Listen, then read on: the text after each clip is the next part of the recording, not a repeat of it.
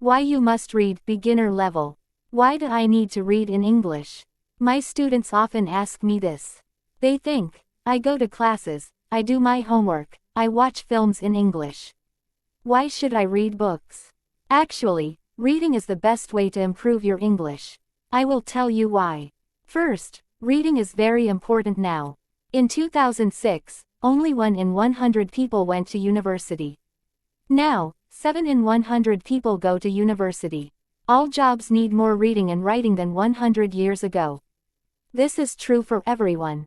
It doesn't matter if you're an office worker or a mechanic. Second, reading will improve your speaking, writing, vocabulary and grammar better than any other way. It won't improve your listening, but it will improve your vocabulary. And when you have a better vocabulary, you can listen more easily, and improve your listening that way. In school, you probably read lots of English. You probably read boring textbooks and stories with exercises at the end. But I'm not talking about that.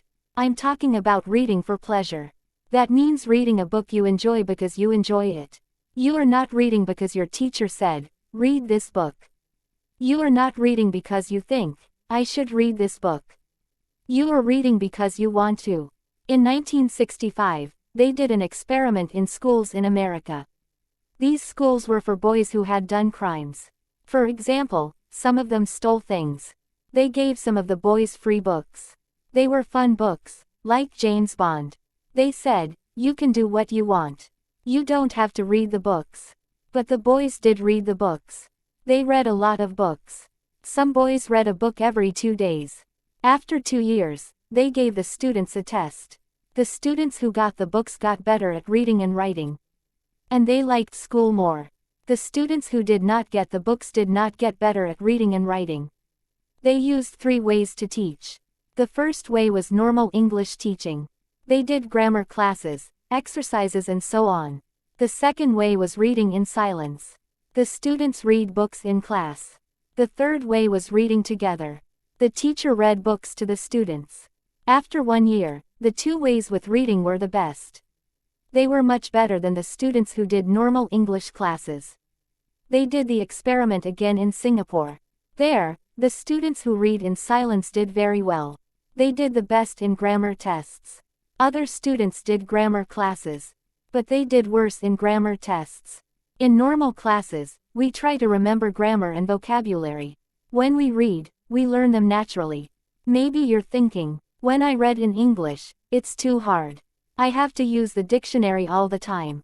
It's boring. I can't do it. I understand. So I wrote this book. I think this book will make you like reading, because the stories are easy and fun.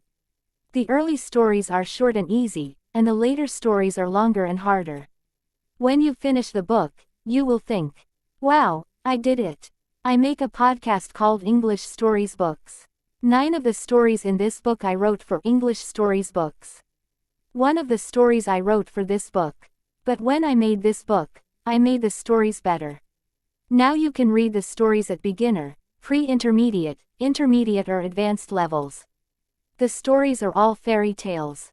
Some are very popular fairy tales, but some are not so popular. One of them I wrote myself. Maybe you're thinking, fairy tales. Fairy tales are for children.